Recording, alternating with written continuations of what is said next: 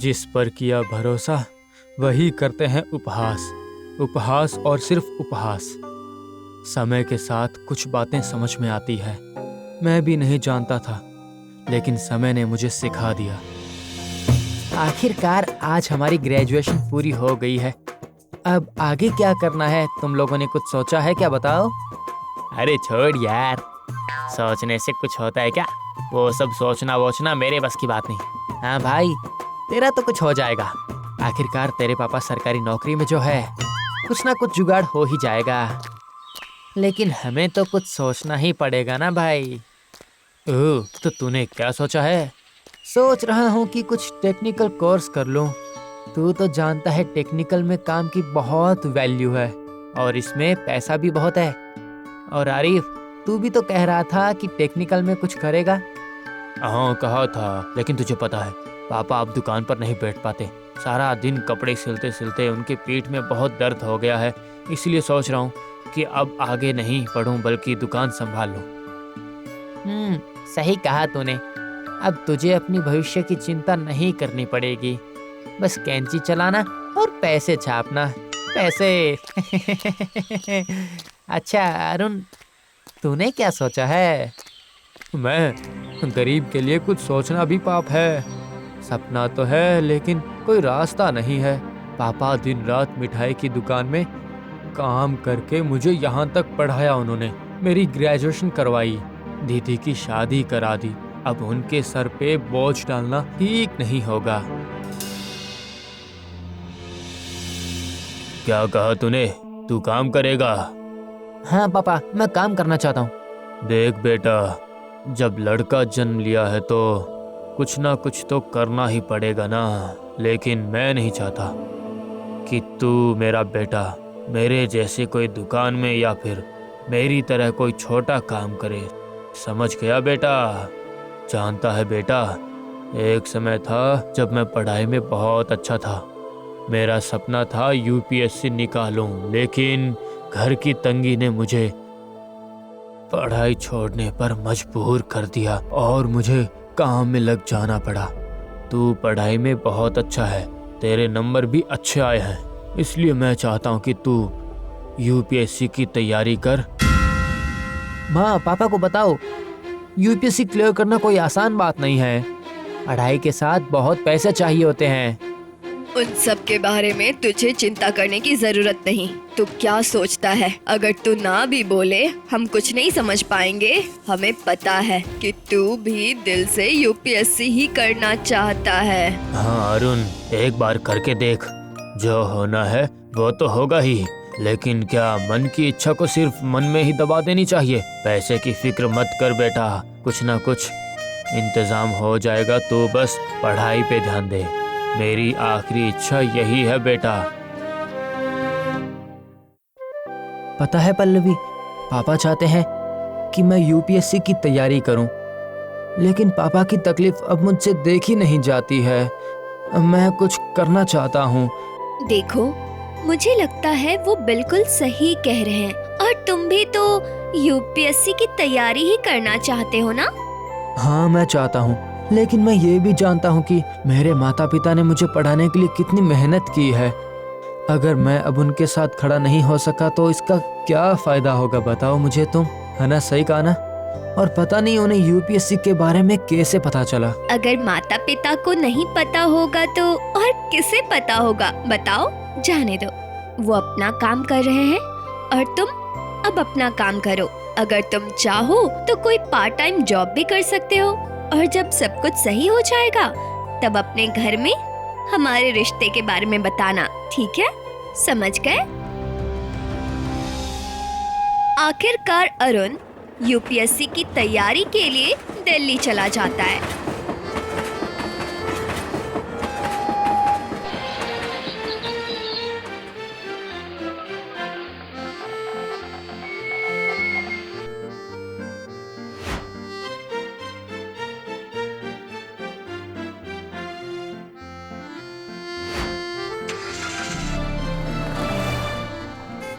और वो वहाँ मुखर्जी नगर में एक पीजी में रहने लगता है।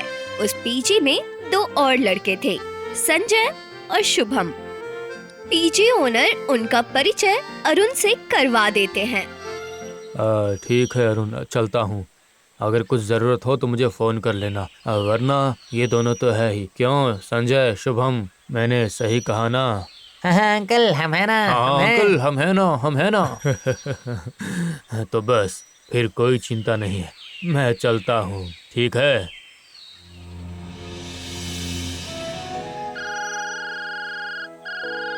माँ, बेटा, अपना ध्यान रखना। हाँ, पहली बार तुम अपने घर से इतनी दूर गए हो, इसलिए थोड़ा संभल कर रहना बेटा। माँ तुम बिल्कुल चिंता मत करो। जानती हो, पीजी का मालिक बहुत अच्छा है और मेरे साथ जो लड़के रहते हैं वो भी अच्छे हैं। अच्छा माँ, जब पापा आए तो उन्हें बोल देना कि मैं ठीक से पहुँच गया हूँ।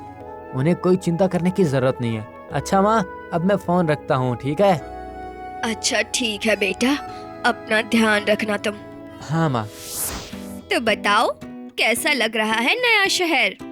अच्छा नहीं लग रहा है, घर की बहुत याद आ रही है मुझे। वो तो लगेगा ही, कुछ दिन बीतने दो, फिर देखना सब अच्छा लगेगा। और सुनो, वहाँ किसी और लड़की के चक्कर में मुझे भूल मत जाना, समझे? तब भूलूंगा जब तुम मुझे भूलने दोगे। अच्छा, सुनो ना, पापा आ रहे। अच्छा नहीं लगता। अच्छा नहीं लगता? तो फिर जल्दी से यूपीएससी निकालो और जल्दी से यहाँ आ जाओ। मैं भी घर पे बता दूंगी, ठीक है? चलो अब रखती हूँ, बाय। अरे मुन्ना, कौन था उस पार? नहीं, वो कोई नहीं था। देखा शुभम, ये अरुण तो बड़ा चालाक निकला रे। लेकिन हम भी कुछ कम नहीं हैं, चेहरा देखकर ही भांप लेते हैं कौन कहाँ डूबा हुआ है। हाँ, है ना? हाँ सही कहा। देख मुन्ना, इन सब लड़कियों से थोड़ा दूर ही रहना अच्छा है, क्योंकि जिस पेड़ पर फल नहीं होता वहाँ कोई पंछी नहीं बैठता। मतलब जिसकी जेब खाली हो उसके साथ कोई नहीं टिकता, समझ गया? नहीं, वो वैसी लड़की नहीं है, वो बहुत अच्छी है, समझ गए?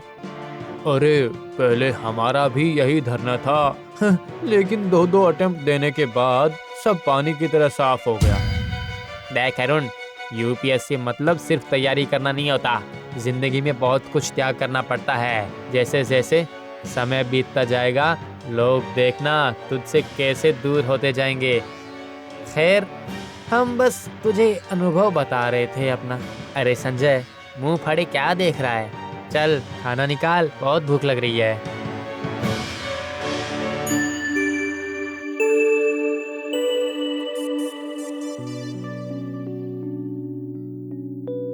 ये लो तुम्हारी चाय। हाँ लाओ।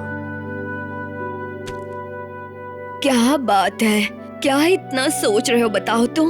अरुण की चिंता सताई जा रही थी। 3 महीने हो गए हैं, फोन पर कहता है पापा मैं ठीक हूँ, लेकिन क्या पता असल में कैसा है वो। पढ़ाई का प्रेशर, ऊपर से पार्ट टाइम जॉब भी ढूंढ रहा है। कहता है पापा मैं सब संभाल लूंगा। तुझे पता नहीं कैसे सब संभालेगा, बताओ मुझे। तुम इतना मत सोचो, देखना सब ठीक हो जाएगा। अच्छा, अरुण के सेकंड सेमेस्टर की फी देनी है ना, उसके बारे में कुछ सोचा है? मेरी मालिक से बात हुई है, वो कह रहे थे कि 2-4 दिन में कुछ इंतजाम हो जाएगा, है ना? कैसा इंतजाम? एक मालिक के जान पहचान का साहूकार आदमी है, वो मालिक के जान पहचान के आदमी है और अच्छा आदमी है, और कोई रास्ता भी तो नहीं है। अगर अरुण का फोन आए तो कह देना 2-4 दिन में पैसे भेज दूंगा उसे, ठीक है? अच्छा, ठीक है। इस तरह बीत गए हैं पूरे 4 साल। इन 4 सालों में बहुत कुछ घटा। अरुण ने अपना यूपीएससी का पहला अटेम्प्ट दिया, लेकिन रिटन एग्जाम में पास करने के बाद भी वो इंटरव्यू में फेल हो गया। अरे यार, इसमें इतना डिप्रेस होने की क्या बात है? तू पहले अटेम्प्ट में ही प्रीलिम्स क्लियर कर चुका है, काम करने के बावजूद भी तू यहाँ तक पहुँचा है। ये कोई मामूली बात नहीं है। हाँ अरुण, शुभम बिल्कुल सही कह रहा है। हम दोनों को ही देख ले, अब तक हम तो वहाँ तक भी नहीं पहुँच पाए। बेटा, तुम्हारे दोस्त बिल्कुल ठीक कह रहे हैं। इतना मायूस होने की जरूरत नहीं। देखना, अगली बार तू जरूर पास करेगा। मुझे देना तो जरा, उससे बात करता हूँ। ये ले बेटा, अपने पापा से बात कर। देख बेटा, आज तू फेल हुआ है, ये सच है, लेकिन पास होने पर तुझे कोशिश जारी रखनी होगी और उसके लिए तुझे और ज्यादा मेहनत करनी पड़ेगी बेटा। अगर फिर भी असफल हो जाए तो भी मायूस नहीं होना चाहिए, क्योंकि कोशिश ना करने से कहीं बेहतर है कोशिश करते रहना, समझ गया? तू जरूर कर लेगा बेटा, मुझे भरोसा है। दूसरे साल अरुण और ज्यादा लगन से तैयारी करता है। एक तरफ काम और दूसरी तरफ यूपीएससी की तैयारी, दोनों को ही वो बखूबी बैलेंस करता है।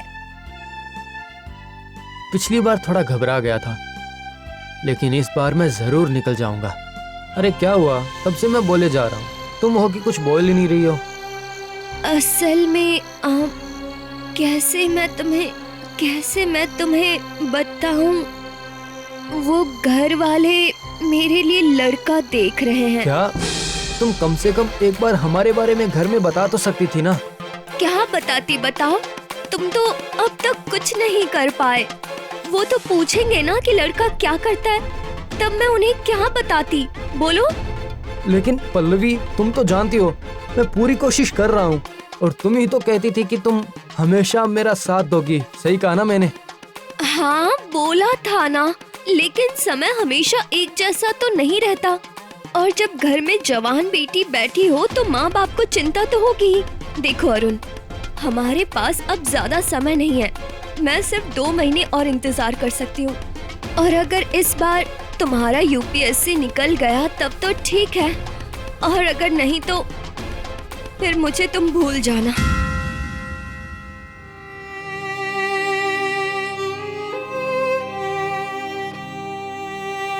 इतनी सारी उलझनों और मानसिक तनाव के बावजूद अरुण अपनी तैयारी में कोई कसर नहीं छोड़ता। परीक्षा में अब बस 1 महीने बाकी थे, तभी खबर आई कि दुनिया भर में कोरोना नाम का घातक वायरस फैल चुका है, जिस वजह से उनकी परीक्षा रद्द कर दी गई है और अगले दिन से पूरे देश में लॉकडाउन लगेगा। ये खबर सुनते ही अरुण और उसके दोस्त अपना सामान समेटकर घर लौट जाते हैं। देखते देखते 8 महीने बीत गए हैं आज, लेकिन इस वायरस का कोई अंत नजर नहीं आ रहा। हाथ में पैसे भी नहीं बचे हैं, जो थोड़े बहुत थे वो भी खत्म हो गए हैं अब तो, है ना? ए जी, आप जरा शांत रहो। इतना सोचोगे तो आपकी तबीयत खराब हो जाएगी। अभी कुछ दिन पहले ही आपकी तबीयत ठीक नहीं लग रही थी ना। चिंता मत करो, मुझे कुछ भी नहीं होगा।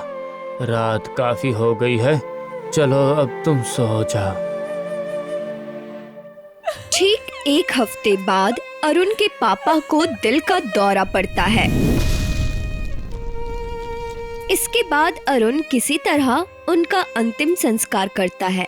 उनका घर बहुत ही तंगी में चल रहा था। सरकार से मिलने वाले राशन से किसी तरह उनका घर चल रहा था। मजबूरी में अरुण ने अपने नजदीकी रिश्तेदारों, मामा और चाचा से मदद मांगी, लेकिन उसे दिलासा के अलावा और कुछ नहीं मिला। फिर उसने अपने दोस्त अयान, सुमन और आरिफ से भी मदद मांगी, लेकिन उन्होंने भी वायरस का नाम लेकर अरुण से पीछा छुड़ा लिया। अब अरुण को एहसास हो चुका था कि इस दुनिया में पैसे के बिना कोई अपना नहीं होता। इस तरह कुछ और महीने बीत गए और अब वायरस का डर धीरे धीरे खत्म होने लगा था। लोग फिर से अपनी जिंदगी शुरू करने लगे। अरुण के पापा जहां काम करते थे, अरुण वहीं पर हिसाब किताब का काम करने लगा। इसी बीच उसे खबर मिली कि पल्लवी की शादी हो गई। ऐसे उदास मत हो बेटा, उदास मत हो तुम। देखना एक दिन सब ठीक हो जाएगा। अब क्या ठीक होगा माँ, क्या ठीक होगा? पापा हमें छोड़कर चले गए हैं, मेरे इतने साल बर्बाद हो गए हैं और अब पल्लवी भी। बेटा खुद को इतना मजबूत बना कि जिन्होंने तुझे अकेला छोड़ा है ना, वो तुझे देखकर अफसोस करें। समझ रहे हो मेरी बात? माँ तुम कहना क्या चाहती हो? बेटा तुम उस दिन कह रहे थे ना कि यूपीएससी की परीक्षा 1 महीने बाद हो सकती है। हाँ। देखो बेटा, तेरे पापा की बड़ी इच्छा थी कि तुम यूपीएससी परीक्षा पास करो, तो मैं क्या कह रही हूँ, तुम एक बार और कोशिश करके देखो ना बेटा। तूने पूरी तैयारी तो की ही है। माँ तुम क्या कह रही हो? हाँ बेटा, मेरे लिए एक बार करना। माँ की बात सुनकर अरुण ने घर पर ही यूपीएससी की तैयारी शुरू कर दी। लगभग 1.5 महीने बाद उसने परीक्षा दी और फिर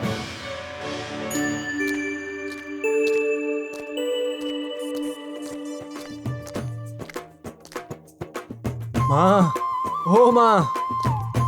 हाँ बोलना, क्या बात है? माँ मैंने यूपीएससी निकाल लिया है माँ।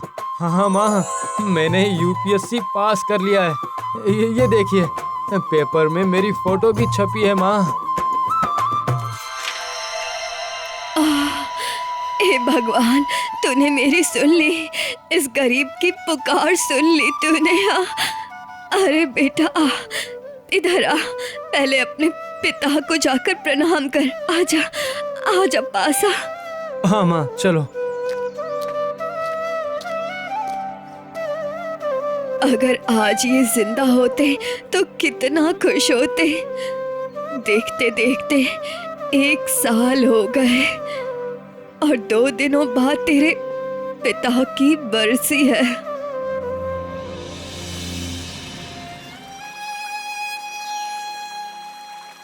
जाओ अरुण, ये सब जल में विसर्जन कर दो।